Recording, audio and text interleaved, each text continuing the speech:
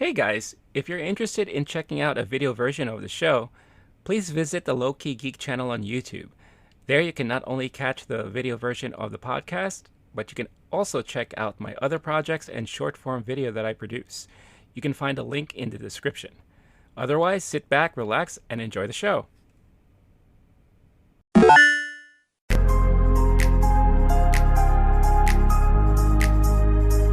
Hey, what's up, everybody? Here's a face you haven't seen in a while. We got the dynamic duo back. I know it's been a while, but you got the MovieTime crew here, Rene, LOWKE Geek, and of course, my buddy, Blake the Wolf. Wolf, what's going on, dude? Renee, it's been too long. I'm so excited to see you again. I know, yeah. I mean, the reason why you haven't really seen us together is because one, we decided to take vacations very close to each other, and then of course, scheduling and trying to get back to the whole daily routine and all that kind of stuff like that usually takes some time. But I am so happy that we're finally back together. This is not going to be a particular episode where we're gonna really talk about one movie in general. We're just gonna catch up a little bit on stuff, but the one movie in particular we did really want to talk about, that we wanted to talk about even before, was Men. So watch us mansplain Men for all of you. That's a joke. We're not really being serious about it, because I know you really need two guys to talk about a movie, Men, right? But yeah, we just want to basically catch up and talk about some things that we may have watched. Blake watched a movie that I haven't had a chance to see yet, and I'm really dying to hear his thoughts about it. So thank you for tuning in. If you are new and just stumbling across this video, hello. Really glad to have you on board. Hit that like button, subscribe, all the usual YouTube stuff if you want to keep up with us. If you are an audio listener, check out, we have the channel LOWKE Geek on your podcast platform of choice. You can find this episode and a whole bunch of others there. And when you do so, if it does prompt you to leave a rating, why don't you just juice it up a little bit and leave us a perfect rating and say something like we're awesome, because that would be great. We would be greatly appreciated. And we will, I don't know, give you $1. Just leave us your address in the comment and we will send you $1 in the mail. No one leave us your address, No. because our fans are wild, and I don't trust anyone with anyone's home address. No. But yeah, definitely just the ratings for sure. We won't tell anyone. No, for sure. Yeah. But dude, so basically I was in Cali for a week and a half. You were in a whole other country. How was Paris, dude? I wasn't in Paris. I was in Hawaii tackling people at the karaoke bar, and to get my Ezra Miller on. Yeah. There's a confusion because everyone says we look alike. No. I now disavow myself from the Ezra Miller fan club after recent things, until more information comes to light. I was in Paris, France, having a great time. There was a lot of cool moments. There was a lot of cool tourism stuff, and then there was a few special movie moments, which I was texting you during my trip. But one is, it's my second night in town. I go to a random bar at 2 a.m. There's a movie producer who's there. He's been working on a documentary. He lives in New York and Paris, and I'm telling him, he's like, well, what brought you to Paris? I was like, Jean-Luc Godard, my favorite film director. I was like, he's the one who recommended Paris to me. He's like, oh, cool. Then you got to go to the Champs-Élysées, where they filmed the scene from it. And I go, breathless. I was there yesterday, first day in town, recreated one of my favorite scenes, walking down the street, recording it on my phone, going, New York Herald Tribune, New York Herald Tribune. Just like Jane Seberg in her first film role in that movie. There was a lot of cool stuff along those lines that if you're not a movie person, you're like, why would you go to Paris and do that? Just stand in the place where that film scene was shot. But I love that. I got to go to Jean-Luc Godard's birthplace, see where he was born. There was a cemetery where Agnes Varda and Jacques Demy, two great legendary French film directors, are buried, and got to go pay my respects there. It was cool. I did other went to the Louvre and got food and stuff. Sure, but there's a lot of cool things like that. I had a great time. I missed you. You were out there doing you were being you were being a Top Gun Maverick and I was being a rooster. There you but go. as they say, what's good for the goose is good for the gander. So I'm glad we got to go have our little vacays and come back here fully charged up, ready to talk about two super fucked up movies. How was Cali, bro? I mean, Cali was great. Like I was telling you before, I used to frequent LA quite often, especially when I used to work in the video game industry. So I'm somewhat familiar with how to get around. Hollywood Boulevard is definitely sad these days. I mean, it's run down. Like a lot of shops have been closed down. The sidewalks themselves, where you get to see the stars, like the Walk of Fame, like a lot of it is cracked and everything. It's not exactly how I remember it before, for sure. So that was a little disappointing. But you know, I was mainly there for Star Wars Celebration, you know, which was kind of cool.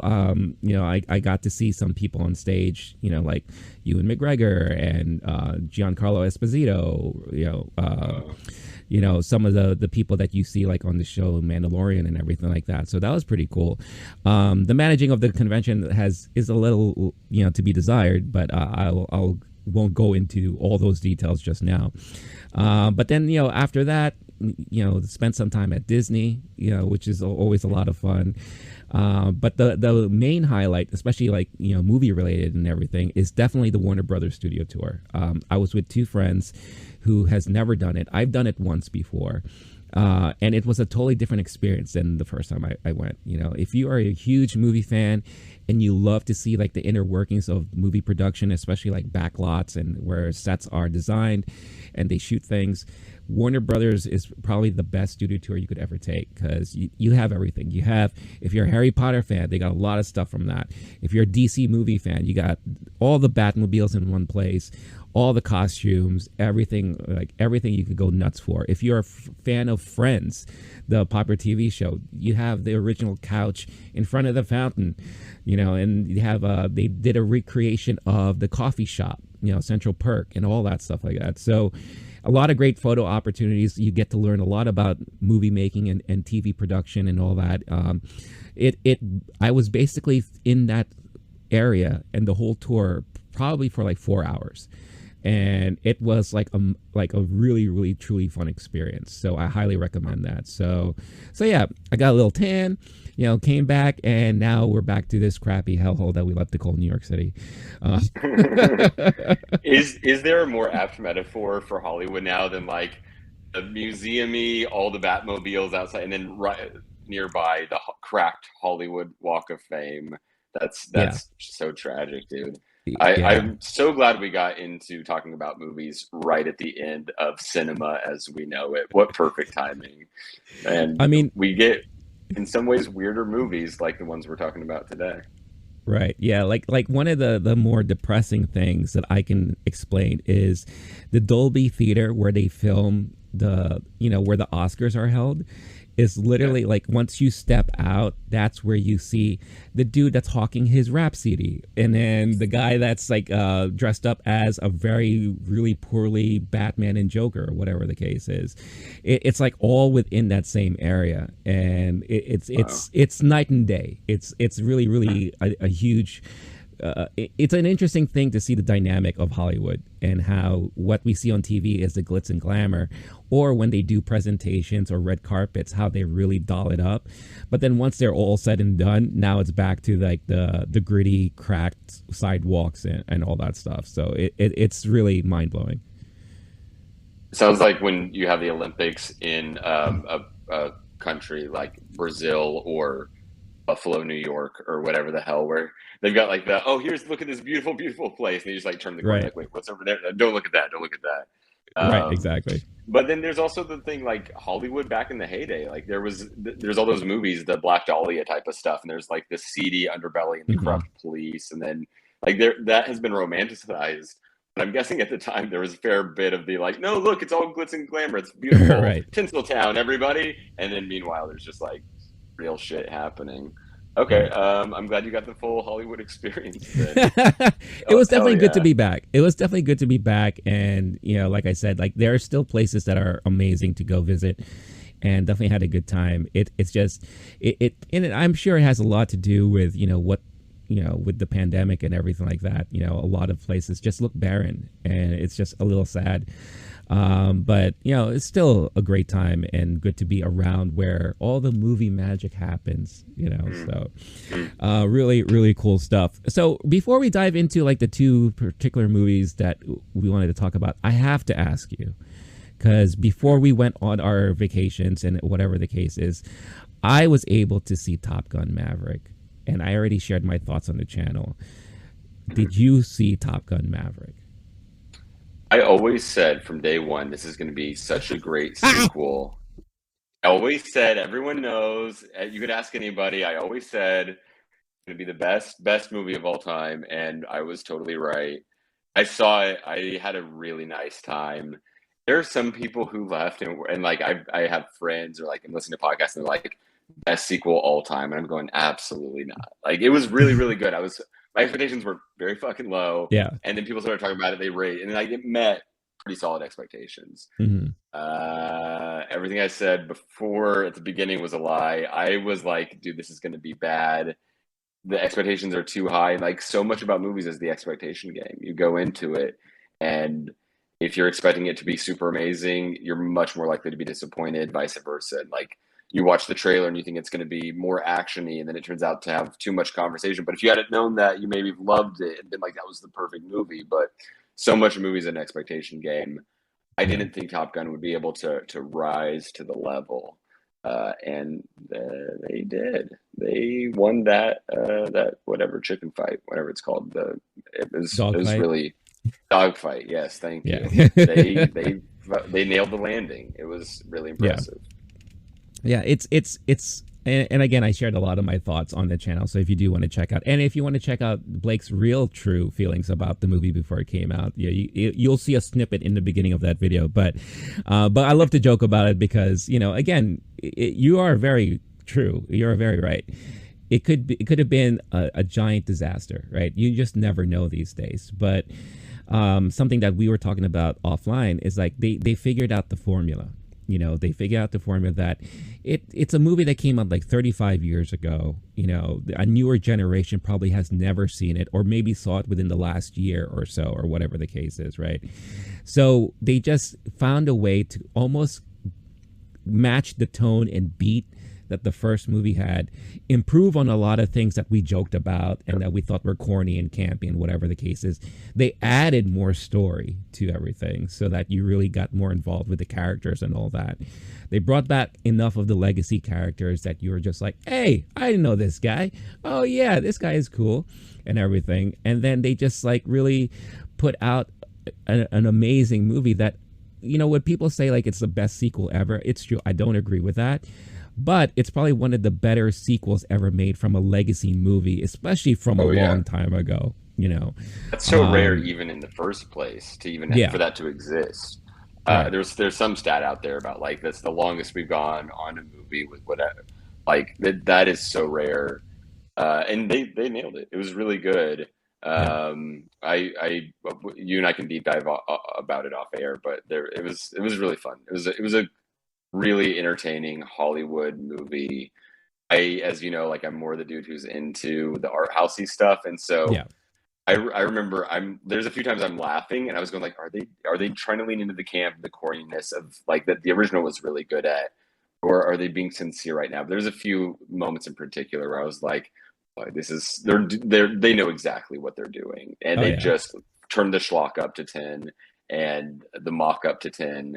And absolutely entertained the hell out of everybody in the audience. It was fun. There was a few, I don't know if this will come through, woos! And I may have made a few of those sounds myself in the theater. A few totally solid fist pumps, like just thumbs up to the screen. Hell yeah. Yeah, no, for sure. Like I saw the movie twice. Once, before I left to Cali, and actually the second time I saw it in Cali.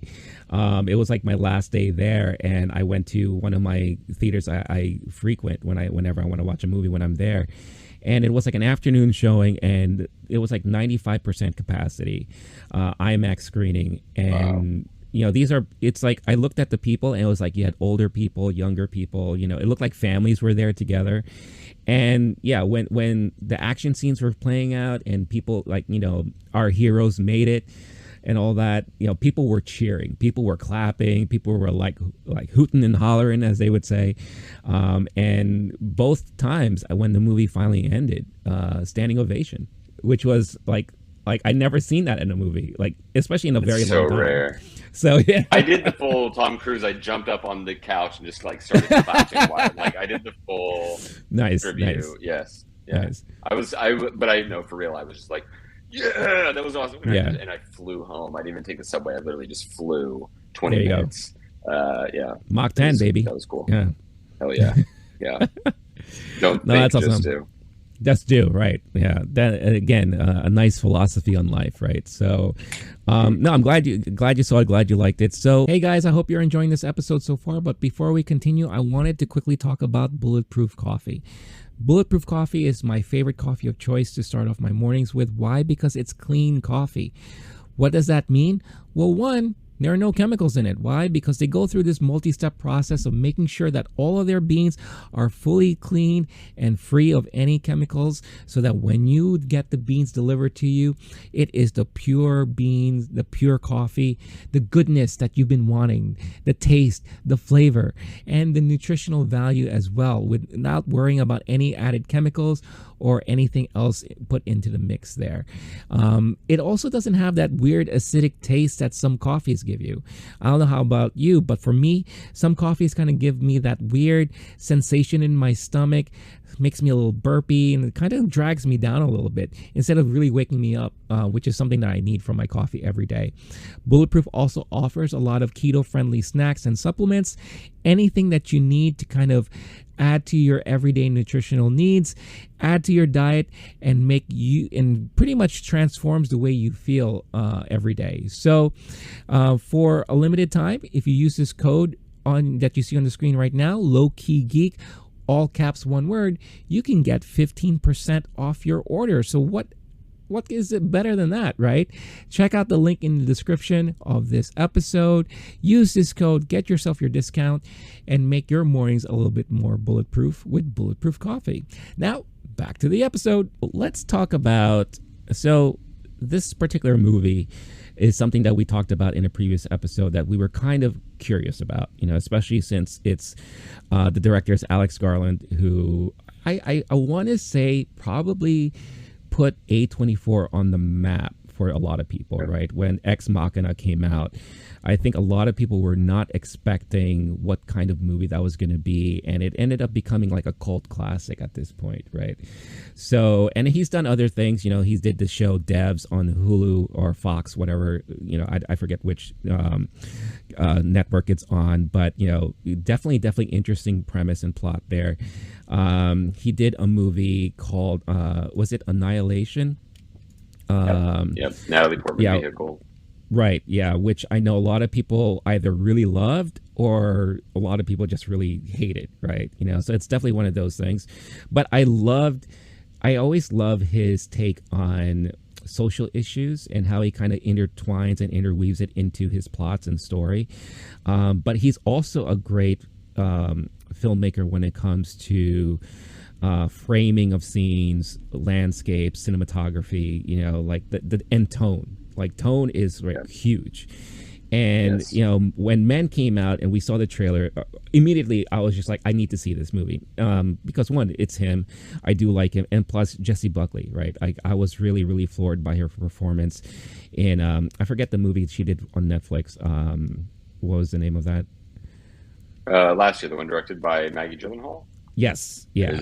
That the one you're talking about. Yeah. The name is skipping me now. We talked about it so much during all of our I know Oscars we did. stuff. And then the Lost Daughter. There it is. Olivia Yeah. Colman. Yeah. Right. Yeah. And I thought she was like the shining star in that entire movie. So of course I was looking forward to seeing something where she's kind of more the forefront lead here. Right. So it finally came out. I saw it, and everything I just explained about directing, framing, tone, and all that, you get all of that for sure. And you definitely do get kind of undertone messaging about some social issues, especially obviously the title is called Men, right? And it's like kind of a thriller horror movie about men, right? Tormenting this one particular lady, but it's the journey of seeing her getting tortured or tormented, that kind of puts a little spin on it. Like, I was not really truly expecting it to be the way it turned out to be. And we're going to be spoiling stuff. So, I mean, it's been out for a while. So just a heads up, at this point, we're just going to freely talk about the movie. So if you don't want to hear spoilers, then we suggest that you pause and maybe revisit after you decide to watch the movie. Or if you really don't care, or you've had it in your mind that you really are not that interested in this movie, maybe this could be an interesting discussion for you to listen to, so that maybe it could change your mind or maybe like pique your interest a little bit, right? But just seeing her journey and the way that he portrayed the story about the experience that she had to go through in life, dealing probably with certain particular types of men, right? And how that's come back to haunt her at a moment where she's trying to get over the suicide death of her husband, who they were pretty much getting a divorce, and all the toxic masculinity, all the the guilt shaming, and all that stuff that's being, it was so. And I know a lot of people are very torn about this movie. Some people said that it was a bit heavy-handed. Some people were like, well, they kind of missed the point. They could have done more and all that. But for me particularly, I thought they did enough that made me get a little upset as I was watching the movie, because I've seen this type of behavior from people before, from guys, right? Yeah. And having it like thrown on the screen, like in front of you in these like really disturbing ways, was just like, it really put me in that spot where I was just like, my God, this is terrible, right? Plus, I have to say, Rory Kinnear, like, wow, like I did not realize that he played the same. He was all the characters in the movie. Like, he was just all the different types of men that she encountered, with the exception of course, her husband. Like, it was just really, the only time I started to pick it up was when you were introduced to the younger boy. And you could tell like the face was kind of altered a little bit. I was like, oh, wait a minute. This is the same dude. And I was just like, whoa, what an interesting take. Like, for me, that was like a huge twist. Because watching the trailers, you couldn't really tell that.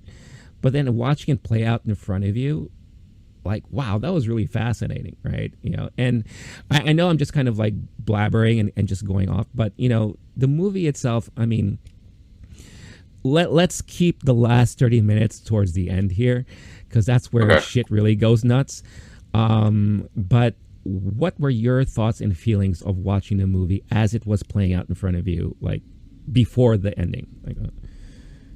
Yeah, so here's the thing: is I'm total chicken shit, and when it comes to anything that's horror-y, then I read the plot beforehand. That's a go-to move for me. I did the same thing with Get Out, which is another issues-based horror movie.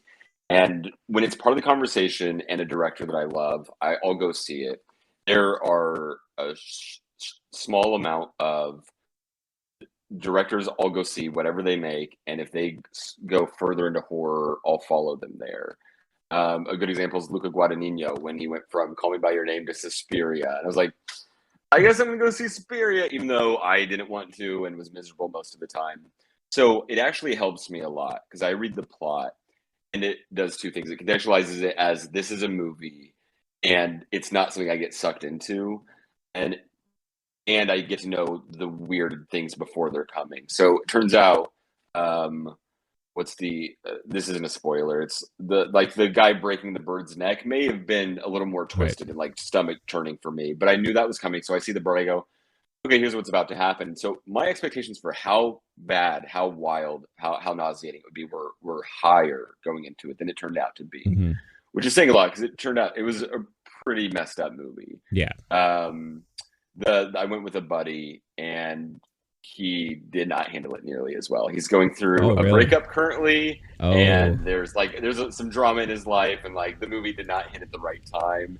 and he was like unwell. And I've had that in movies where I leave nauseous. Nightmare Alley was the last time I remember that, where I leave the theater, I'm like, I'm not sure if I'm going to eat for a minute. I have a hard time sleeping. So because I'm sensitive to movies, which is part of the reason I love them so much, they affect me. They have a strong effect. I went into it fully eyes open on how messed up it could be, on the grotesquerie of visuals of what's on screen and of the horrible crimes that people are committing against the main character. It wasn't that bad or nauseating. If I hadn't done that, it definitely would have been. I know myself, and when you're seeing, there's a few things that are on the screen that would make it like, there's, put down the popcorn. I don't want to have any, I don't want to know that I have a body right now. This is disgusting. There's some of that. And then there's also the psychological thriller aspect where there's someone appearing in a field staring at her, and they're doing proper horror movie things. And then she thinks he's gone. Then he turns out he's just like right there, that kind of stuff. There's two different things. One is like a body grotesquerie thing. We'll do the end later, but for now, like moderate spoilers. The husband kills himself. He jumps onto a spike, and you're literally seeing his body kind of ripped open. At some point in the movie, you're seeing a bad guy have the exact same thing happen to him. Right. It helps when I can say, oh, that was an artistic decision that has meaning and adds value to the movie overall. There's some movies where it's just grotesque for grotesque's sake, and that I have less tolerance for. In this one, it actually brings me out of it. I go, oh, there's a director. They're making decisions. They're artful decisions. They're crafting something for a reason. And then I'm able to say, this is a metaphor. This isn't actually happening. Right. Now, the part about the movie that is in some ways more stomach churning is that these things do happen, although not necessarily in this exact same way. It's like other horror movies that are taking on issues. They're getting at, this actually does happen, and we're just going to increase the either the violence or the magical elements of it to enough of a level to where it's a movie, but it's a metaphor. And in reality, what's happening underneath is happening to people every single day. It was very impressive on that front to me. Yeah. I'm happy to get more into it on that level specifically. How are you with horror movies, and how was it on those fronts? So the thriller psychological aspect, the body grotesquerie, and then the political, this is mirroring real life a little too much. How are you when it comes to movies that are intense in that way, and how do you feel like this one did on those? So when it comes to horror movies, particularly, I think there's been a shift in the horror movie genre that we've seen happening within the last, I don't know, several decades, right? I grew up in the 80s where, the horror movies were a lot of campy stuff, zombies, Nightmare on Elm Street, Friday the 13th, all that stuff like that. I mean, of course, you had The Exorcist and everything that was really, really scary shit that gave me nightmares and all that stuff like that. Then I feel like as we moved forward and as we grew older, the shift in horror movies became more of the torture porn, the saws and all that stuff. And that's when I stopped watching horror movies, because I'm just I don't want to watch an hour and a half of people being decapitated and all that kind of stuff, torture devices and everything like that. But for that time, it worked, right? Because those were the only things that were coming out horror movie wise.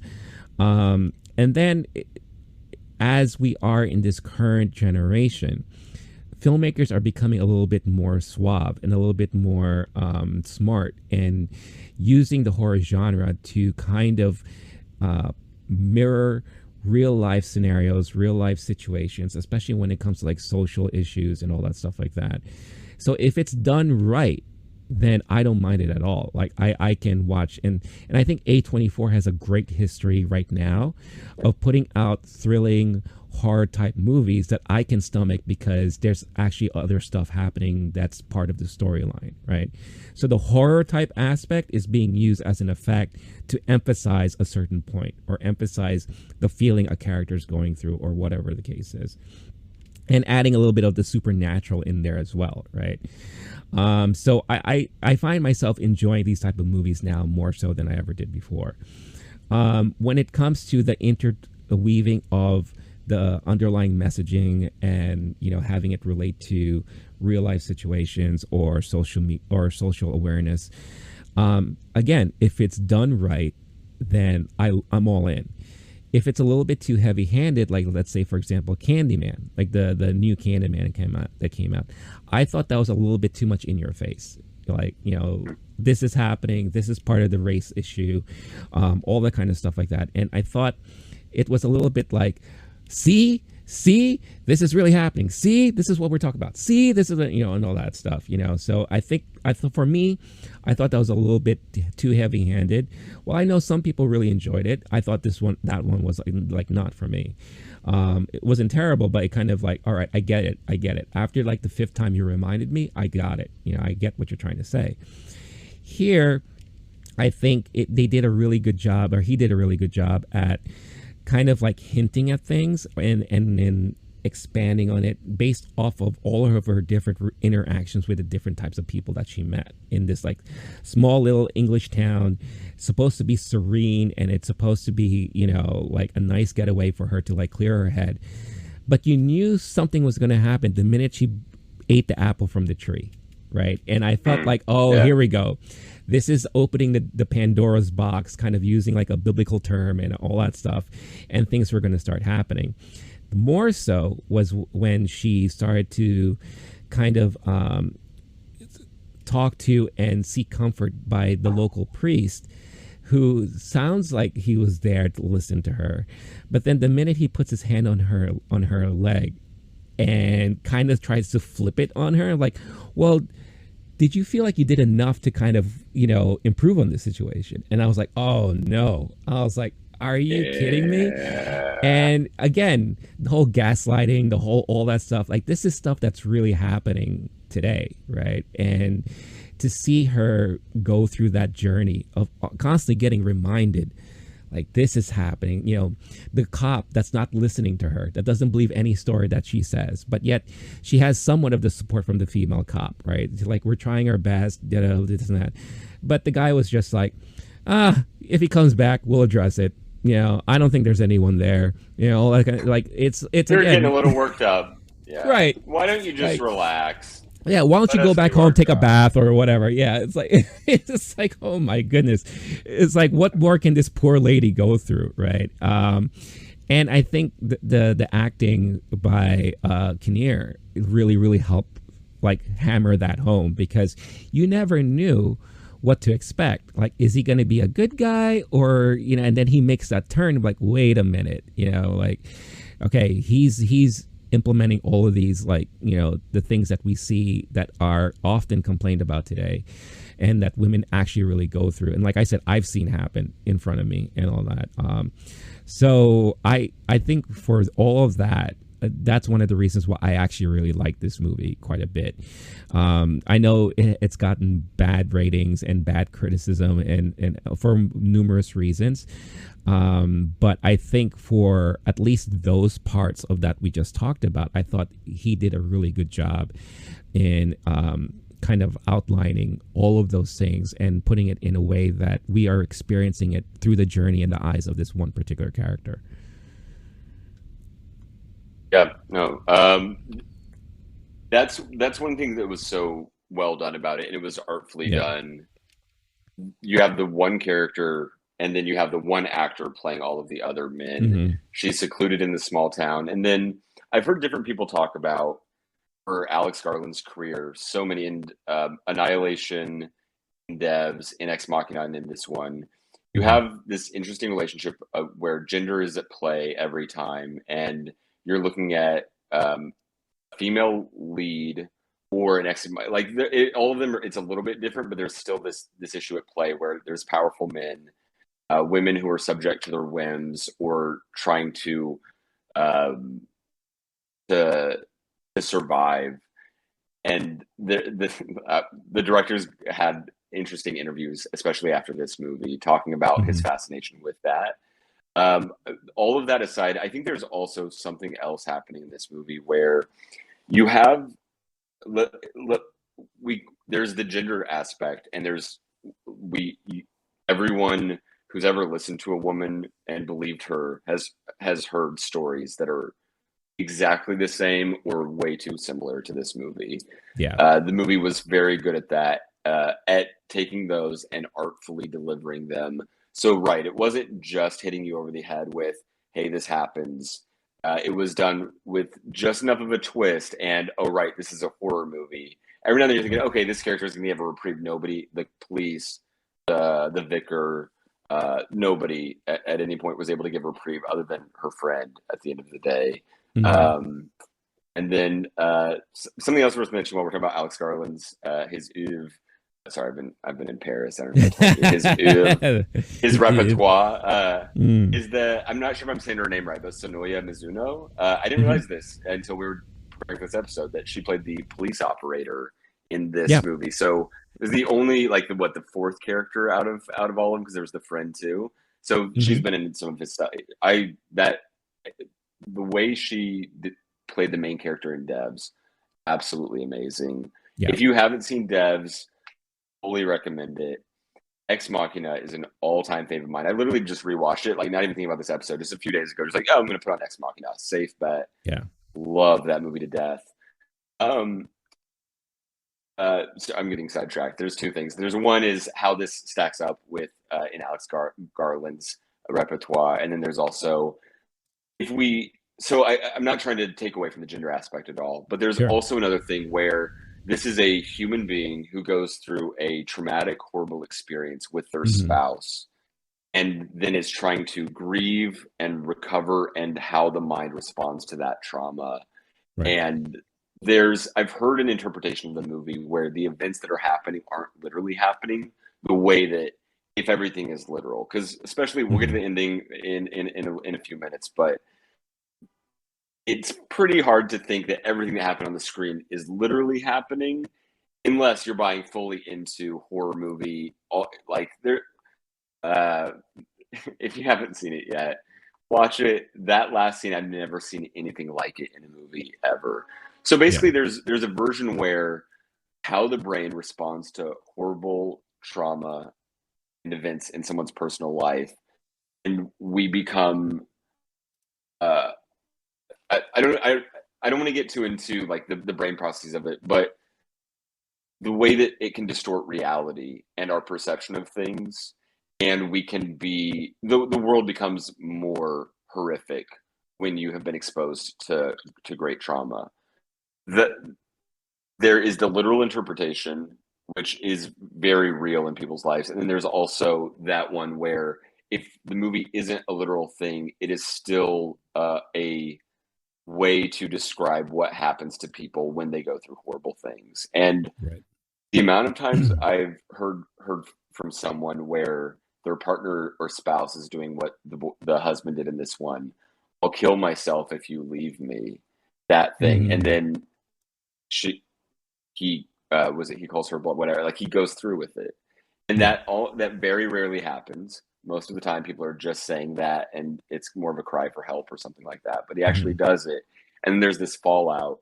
And one thing this movie does really well is, when someone is violenced in that way, because he does. The one trigger warning in the movie is there is a moment of domestic abuse from him to Yeah. her.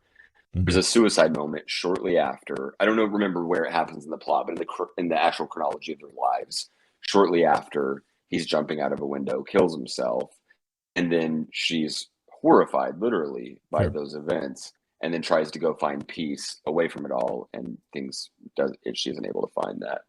Right. Um, if I don't know if you have any thoughts on that. The thing the last thing I'll say is, you mentioned the scores. 2.9 on Letterboxd, which to me is low. I gave this Yeah. one 4.5. And it Hmm. happens sometimes where I'll go to a movie and I'll be like, oh, I hated everything I saw on the screen, but they did a good job of delivering that.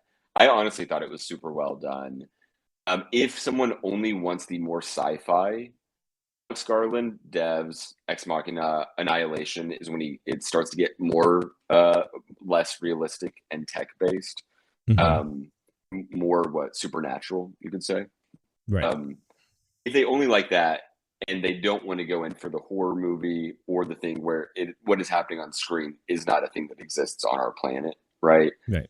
I could see someone being like that. It's not for them. This movie definitely isn't for everyone.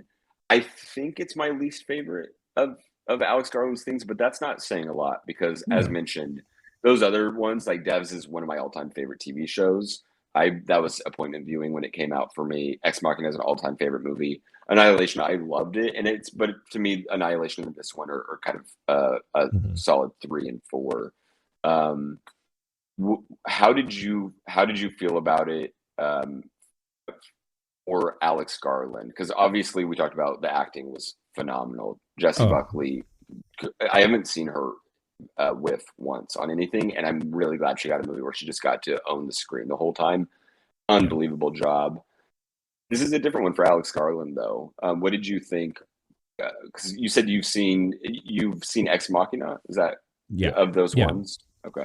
Yeah, Ex Machina was definitely like I said, probably the first A24 movie I've ever seen, and I remember going into it intrigued because of the sci-fi element of it, but then watching. Like Alex Garland has, and like any other director, has a certain style to it where there's an intriguing storyline, but then the way it plays out and the little twist that you're not expecting. He has a good way of like really melding those things together while setting an amazing tone as you're watching it, and incorporating a soundtrack, or in this case, no sound. Like there are lots of moments where it's like dead quiet, and you just hear like little like blips here, or like footsteps here, and it's really, that's where the thriller and horror aspect really comes into play and all that. But this one is definitely more of a movie that plays a lot on a more supernatural vibe and not so much on the sci-fi stuff. I love Ex Machina. I love that, the whole story. I love in every movie that he does, the performances are fantastic. That's where we got to see Oscar Isaac for the first time, and wow, really put him on the map after that, right? And then of course Annihilation. I mean, Natalie Portman, and all that stuff. Devs is just, I think that's the first time we got to see. Is it Swanson? I forget the guy's name. Nick Offerman. Offerman, sorry. Yeah, Parks and Rec? yeah, right. Yeah. It's the first time we got to see him in a really, really more serious role, right? And I thought he just nailed it. I thought it was just like fantastic. So Jessie Buckley here is just like the emotion that she puts on screen, the torment, the confusion, the conflict, like every sort of emotion was like perfectly portrayed. And she did a brilliant job in this movie. But I agree, this is probably not my most favorite Alex Garland movie. But out of everything that he's done, he's never really done a terrible thing. He's never done anything bad. No. So when you're dealing with like a group of stuff that's really good, and this happens to be just the lesser good, I mean, that's nothing wrong there at all, right?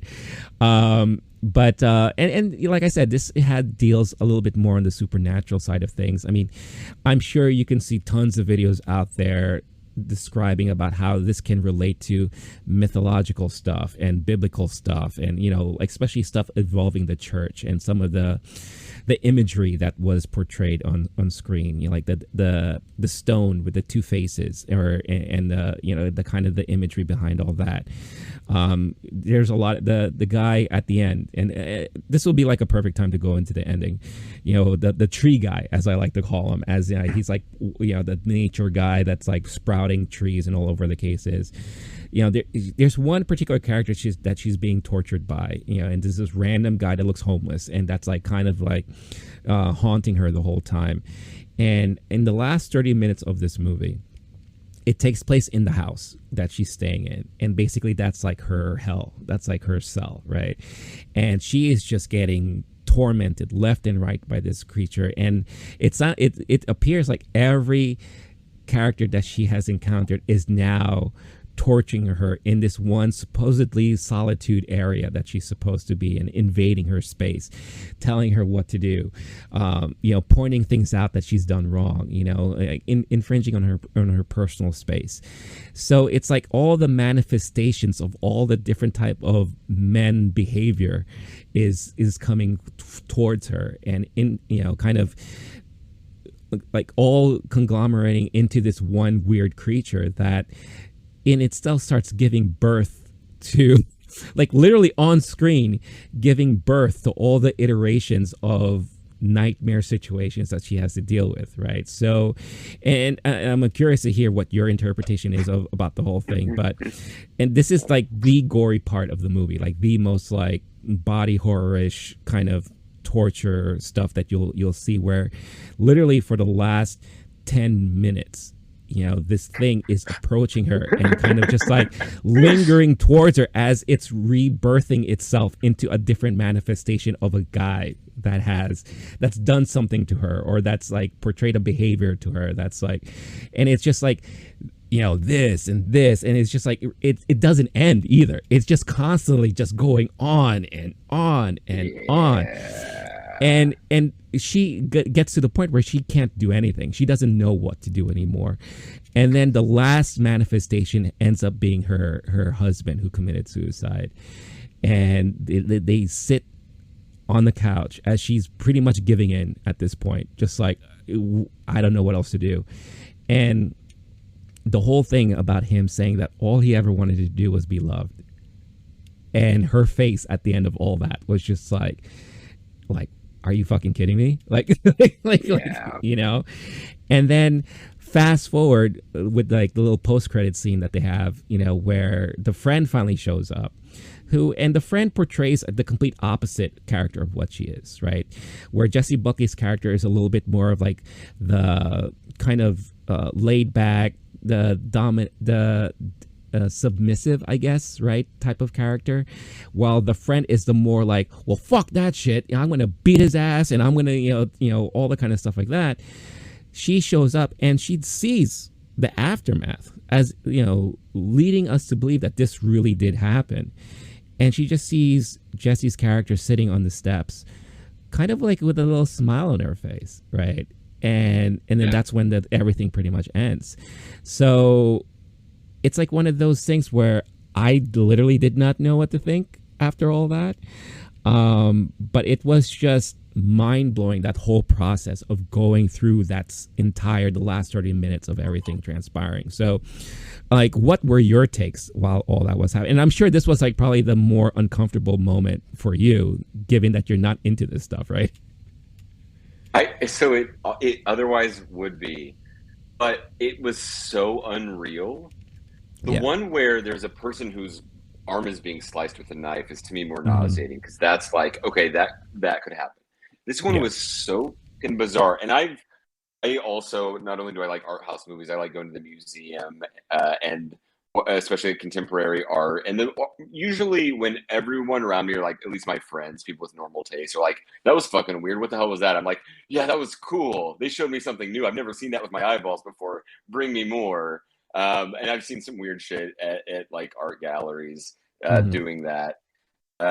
This was one of those where my jaw's fully open. Yep. I'm sitting there on the edge of my seat going like, no, he's doing this.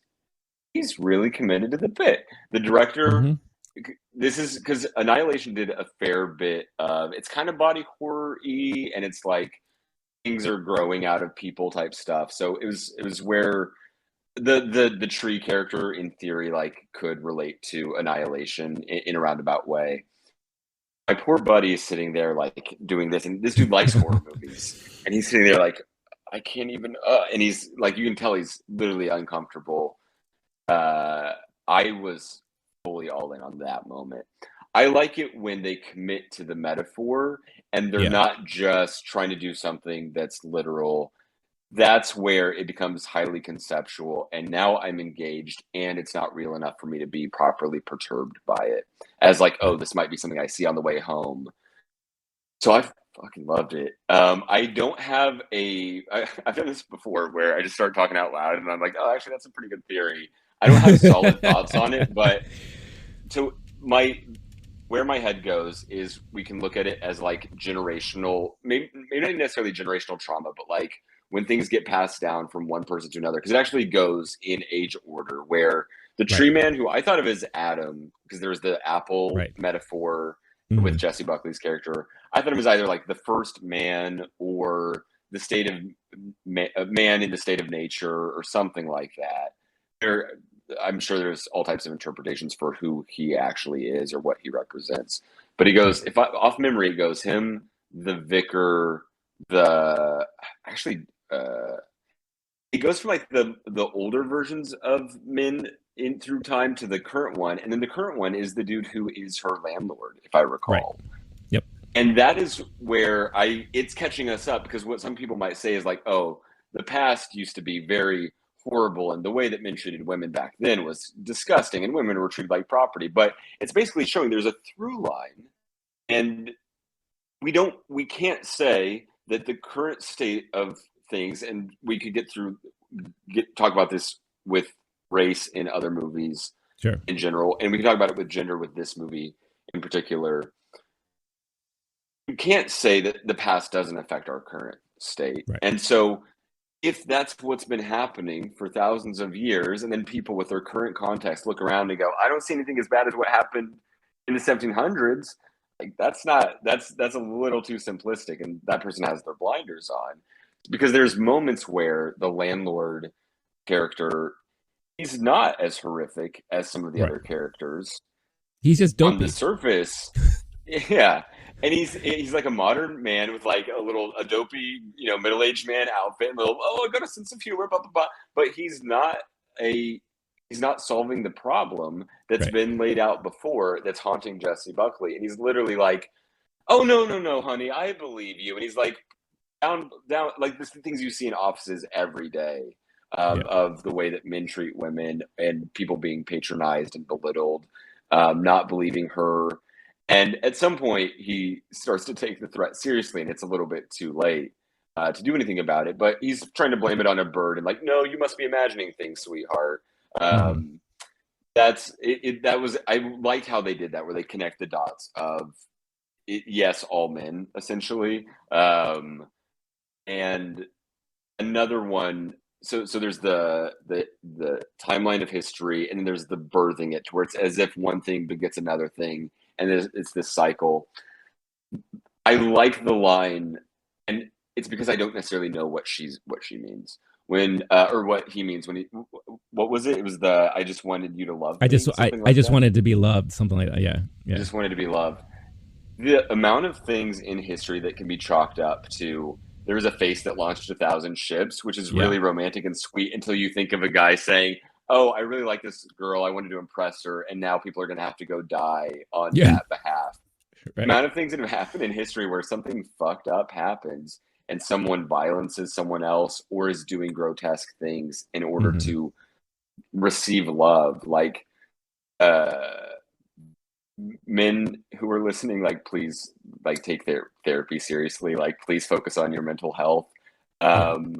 That when they're trying to like tell the lady, like, no, you're worked up, you're making this a really big deal, like, no, this is a really Hmm. big deal. The conversations I've been a part of or whatever, where there's just somebody wants to be impressive, and that there is something, Harold Bloom writes about it in the anxiety of influence, where men in particular have this like hardcore need for validation, for leaving a legacy, for being impressive. And there's a way, if we want to get a little more philosophical about it, um, and try to gender it maybe a little too much, but men wanting to impress women, trying to find the ideal mate, and Right. uh, just that the amount of pressure and force to like either I need to receive my mother's love or I need to be impressive, and like Hmm. the amount of incels who probably are leaving bad reviews for this movie, just a hunch, who are have that exact same pressure that's like turning them into, in some cases, actual terrorists. Hmm. It's horrible. Yeah. Um, I think of that line as summarizing that problem where I just want to be loved, and so I'm going to do some horrible things because Right. like it doesn't come naturally, or I think I have to use force or strength or domination in order to receive love. And when I don't get it, I'll try to like manipulate the situation uh, and say, if you divorce me, then I'll kill myself. And then Right. in some ways, just like where history is begetting all of those birthed traumas and violent men, in some ways, his act of violence, even though it's kind of against himself, it terrorizes and traumatizes Jessie Buckley. And what happens after that is in reaction to that moment. Yeah.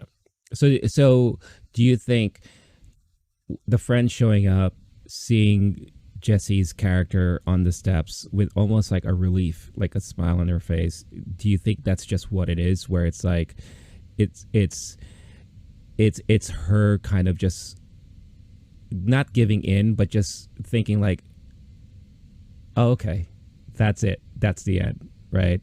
Or do you think there's something more to that? So that's another one that's open to interpretation, right? Yeah. Like we could write it, like any film student could write a paper on that smile alone, Mm-hmm. and we could go to the coffee shop afterward. Sure. If you want to, if you're into that thing, go see this with a buddy. I had a great Right. convo with or do it on YouTube. Yeah. Right. I had a great convo with my buddy on the walk out of there on exactly these kind of questions. What did that bizarre, a man birthing another man mean? And what did that smile mean? My take on it is she saw how pathetic these men really were in their nature, that they had been haunting her and terrorizing her, and yet they were literally like as pathetic as a newborn covered in fluid and blood, and these like a disgusting animal, or you have something that is in your mind built up to be a really big horrible thing, and then you see it, and like I don't know, I'm not going to tell anybody's story, but like I've heard stories where the dude does the thing. He says, these are real stories I've heard from people I've talked to. The ex-boyfriend says, "I'm going to kill myself if you don't get back with me," and then the next like 10 minutes later, they're weeping their eyes out, saying like, "No, I just wanted you to love me. I'm so sorry. I fucked up. I never should have said that. I've just been acting crazy. Why don't you love me?" Like that is in a way how the movie dissolves. And so I don't know, like there are actual horrible things that happen. Yeah. I think what Jessie Buckley's character did was she saw how horrible it can be, and in a sort of fatalistic way of like, wow, that's all you guys got. And she won and is still surviving, and her survival skills, like that's another thing from a movie like this, is you're like the amount of bullshit that women in general have gone through. Yeah. And survived, and it like what are your other options at the end of the day other than just like, what the fuck was that? Otherwise it could literally like torment you and terrorize you and you never sleep again. Shit can be so horrific. That's how I interpreted this smile. She saw how powerless, or like she saw them for what they actually were, which was really pathetic attempts at like controlling her or gaining power or love, and it didn't work. She won. Yeah. She came out on top. She survived, and like you said, saw how pathetic all of that was. And then if there was ever like a extended version where we got to see her life 5 years from now or whatever like that, maybe she's becoming more like her friend, right? When like not no longer dealing with the bullshit and being a little bit more upfront about all that stuff like that, where, because I felt like that was a good dynamic to kind of portray, is just the two different types of women who may handle the same situation differently, right? But yeah, but at the end of the day too, regardless of how you interpret it, that ending does kind of like make you uneasy in a way too, you know, like everything that you just saw her go through those last 30 minutes, and then just seeing her just like almost like that's why I want to say like it's as if she just gave up and just be like, all right, what else you got? You know, what else you got? All right, that's it. That's all you wanted out of all this. All right, you know, like you're an idiot. So and again, we have seen those type of the situation, like you said, like you've seen like that's like something happened to someone, like I've seen the same thing, and it's just we've all encountered something like this or some stuff similar to this, that it's kind of interesting to see it portrayed in this really artistic way on in film. And that's why and it sounds like you enjoyed this movie. You said you gave it a 4.5. I probably would have given it like a 4 myself. Not that far off from you. I really enjoyed it. So, so I again, I don't know how much of you have seen this movie. Not a lot of people saw this movie. I mean, it obviously didn't do that well in the box office. It's not the type of movie you would expect to do well in the box office, but it could have legs once it's available more easily on streaming or what have you. So definitely want to know your thoughts.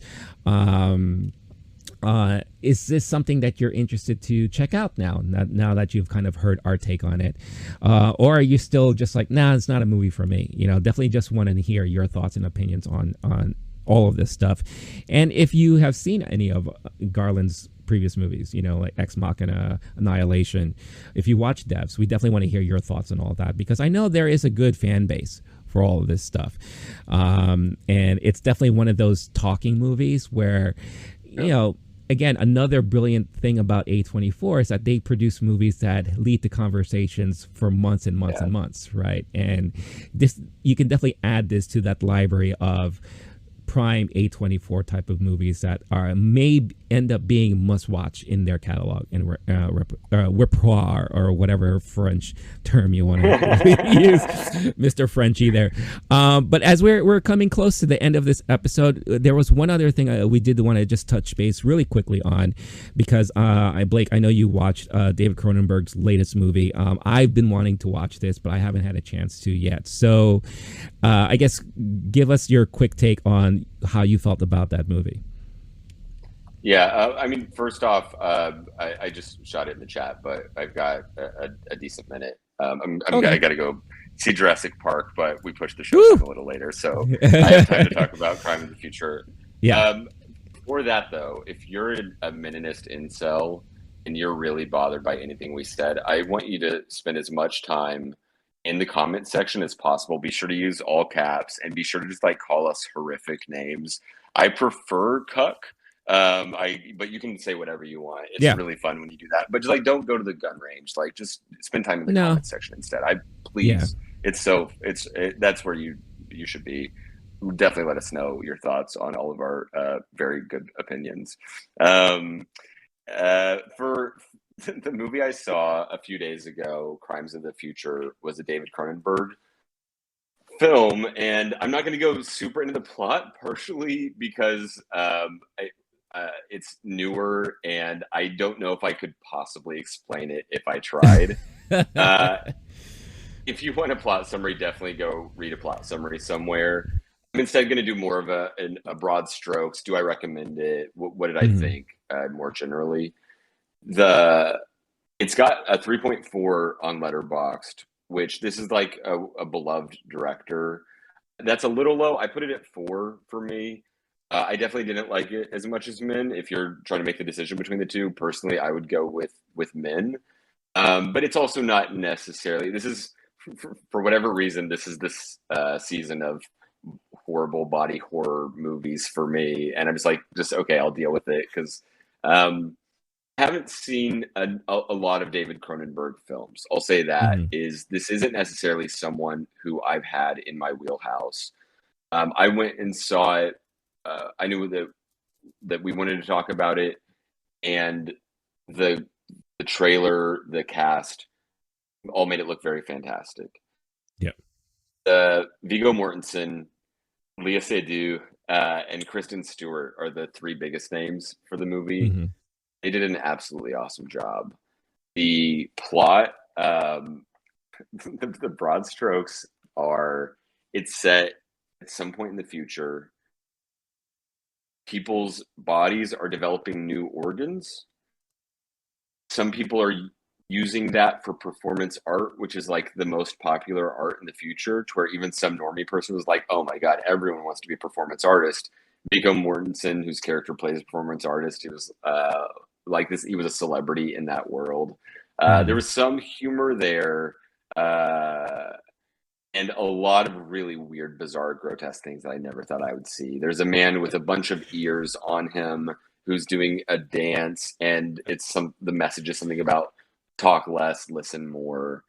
And someone in response is like, that was kind of corny. Those ears weren't even functional ears. What you do, Viggo Mortensen, is so much more interesting. And there's some basically they're tattooing his body will grow a new organ. They're tattooing it. They'll remove it in front of people, and it'll be kind of part of an overall statement. There's something interesting about and it is addressing issues in a roundabout way, not as directly as men. But in the future, the planet is much worse, and humans are no longer looking like humans as we know them today, and they're not sure is it in response to pollution or climate change or whatever. There are characters who are eating synthetics and who can process synthetics with their bodies. And so when we're talking about body horror type stuff, this is almost as bad as it's going to be. Like Titane last year was about as bad as could be. This was essentially at that level. You're seeing they're showing surgeries on the screen in front of a crowd of people who are applauding. You're seeing a young boy eating plastic and like his drool is really gross. You're seeing at some point, it's in the first few minutes. It's not really a spoiler at all. A mom suffocating that boy, who then his body has a part of the plot later. It's going to be part of an art piece. In case someone has seen it and just like they don't have anyone to talk to about it. Fortunately, it's another one of those movies. Like it was about a 30 minutes home, and the person I saw it with, we just like had deep talk on what the fuck was that? What was that about? What is that a metaphor for? I viewed it as essentially the two angles. One is just the climate change angle, that our planet, we're since the Industrial Revolution, like we're doing things to our bodies and to the planet, and we don't know the consequences for those things. And there's more synthetics, like between our food, what we intake, technology, etc. So there's the movie isn't really saying anything too directly about it, but there's definitely a way to interpret it to where the way the plot shakes out, it's making a commentary on it. The other main thing I saw when looking at it was just like, are humans alienation from the human experience, where things are so different in the future and people are so alienated from their planet, their own bodies, the people around them, which is something we've seen increase in society, that in the future it's so bizarre and ridiculous that the bodies stop feeling pain. They said that essentially pain is now a thing of the past, and someone goes through surgery with no sedatives at all. There are people who, it's like a thing people do at parties, is they're cutting themselves with like, imagine like someone pulls up their ankle and a knife thing going into it, and it's just like digging in there. And they're like, they have this like, ooh, kind of thing going on because like they can feel something. This movie is so fucked up and so bizarre. Yes, I definitely read the plot beforehand because I didn't, and I had at least enough knowledge going like, this is what I'm going to be looking at. Something that I realized, and I really practiced it with these two movies we talked about today, is I try to imagine there being a director and a script and someone with like a camera and notes, and like, because I can be overly affected by movies, and if you become part of that reality, like what you were looking at is so disgusting that if you saw it in the train on a train platform, you might jump onto the tracks. Like it is so disgusting. Basically, it's vague enough that I don't think that there's a very obvious statement on what the movie is about. There's, in case someone's seen it and they want to like talk about the ending at all, This is where we're closer to spoiler territory, which like I don't know if it's even possible to spoil this movie. Um, there's a whole nother subplot happening of there's detectives who are trying to you have to register your new organs. The government's trying to track how the bodies are changing over time and seeing like what are we doing, what's causing this, how we need like the government staying on top of it. People are doing underground art or performance art parties of things that you're not supposed to be allowed to do. Um, there are people who are creating synthetics that you can eat, and they're trying to like essentially embrace this as if it's an evolution of the human body, as opposed to a grotesque devolution, or like it's not necessarily a perversion of the human body. The idea that it's where the humans should be going, and that's another thing that the government's trying to shut down. It's such a weird fucking movie, so it's hard to even like say this. I'm hearing what I'm saying, like how the hell did I even sit through that?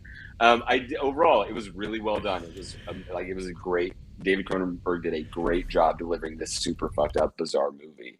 If this hasn't turned you off, I'm guessing you're the kind of person who would enjoy it. It was well done. It was a solid movie, just a little hard to look at times. There are there's a whole nother subplot which I actually think it would have been a better movie without. There's a company that creates the surgical devices, and there's a bed that Viggo Mortensen sleeps in that kind of looks like a skeleton, organic, fleshy thing, and it helps him with because he does have pain in relation to the organs he's developing.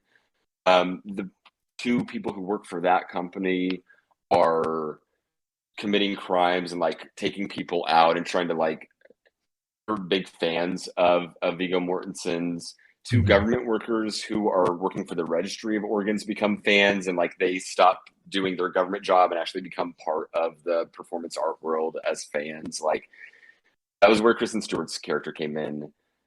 I'm loving where Kay Stu's at nowadays in her career. They took the Kristen Stewart weird anxious thing and turned it up a notch, and it was funny and well done. That was a cool character to see. Everyone else is doing basically exactly what you'd expect. Viggo Mortensen solid, Lea Seydoux solid.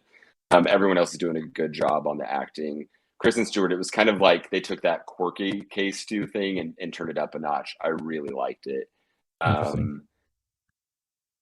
Someone, even the conversation afterwards, because it was basically only film nerds who were there, or people who like seeing this stuff. I don't know what, like if they can't get enough of it online, but there's a couple people talking about how like they thought that Cronenberg did a really good job of Case 2 of taking that known problem of Kristen Stewart is awkward and she's the lip biting, she doesn't act, whatever, and like got a really good performance out of her playing a fangirl, awkward government bureaucrat type person who's the way they did that character was really well done. And as someone who's fully in on the Princess Diana, Kristen Stewart Oscar nomination, like I'm all about her career. That was cool to see.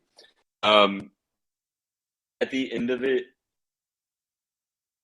Viggo Mortensen's character embraces, because they keep removing the organs, and instead he is essentially embracing the people who are trying to eat synthetics and say that this is a part of evolution, that the pain is rejecting this and trying to get rid of the organs, and that I don't know if it's saying, you know, embrace climate change or alienation, and there's another interpretation where this is just a natural stage of human evolution. One of the government bureaucrat characters is saying like they're having a question of like, do we still call these human beings? At some point, once you have a bunch of new organs and your body is functioning differently, like at what point are you no longer humans as we have known humans? And at one point, Kristen Stewart's character is talking to someone and she uses the word evolve, but she's realizing someone might hear her. She's a government bureaucrat and they don't like this stuff. And so she goes, I almost said evolve, because like that's a dirty word, because it's supposed to be known this is a bad thing. And there's the group of people who are saying, no, this is good, we should embrace this. And at the end of the movie, the way I interpreted it is Viggo Mortensen's character embraces it. He eats some of the synthetics, his pain goes away. And I don't know like what the message really is there. I don't know if I'm even interpreting that correctly. I cannot recommend this movie to anyone unless after all of that, you're like, hell yeah, I want to see that with my eyeballs. There's definitely a market for that, like these kind of movies. That if you could stomach Men, you could probably stomach this movie.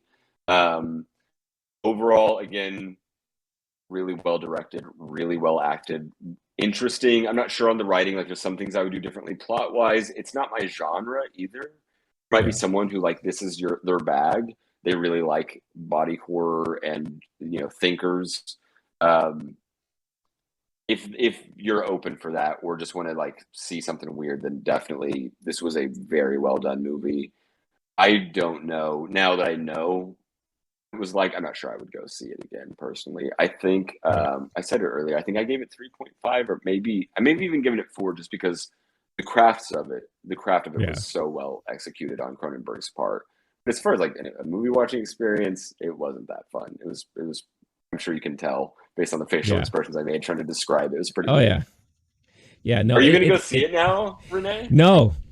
No, because like as you're talking, like I'm also showing clips from the trailer, and I've only seen the trailer like once, right?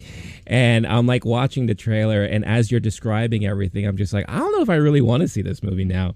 You know, like I'm a little bit familiar with like his past stuff, but more of his older stuff. Like The Fly is like a sci-fi classic. You know, that's something that I remember watching at a very young age and really liking a lot, but also found it a little like weird and disturbing because of Goldblum's, you know, transformation into that fly creature, right? Scanners, of course, is another classic I remember watching at a young age. You know, you had Dead Ringers, which is another one.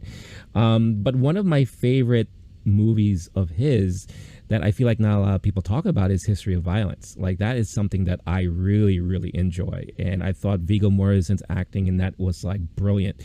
And Viggo seems to really like working with him too, because it's, you know, we don't see Viggo doing a lot of stuff anymore, but it seems like anytime Cronenberg comes up with something, Viggo is a part of it, right? So it is really interesting to see that transpire, but this definitely does sound like your artsy art house, you know, kind of, you're going into it as if you go into a museum exhibit. You know, you're just like watching art kind of just, you know, get displayed in front of you, and everyone's going to have their different interpretations from it. That's what it sounds like to me, right? And you know, what the true message is there, unless Cronenberg sits down and gives us like a, you know, 45-minute hour, you know, dissertation about his thought process and how he came about this movie, I don't think we'll ever know, right? Really, for sure.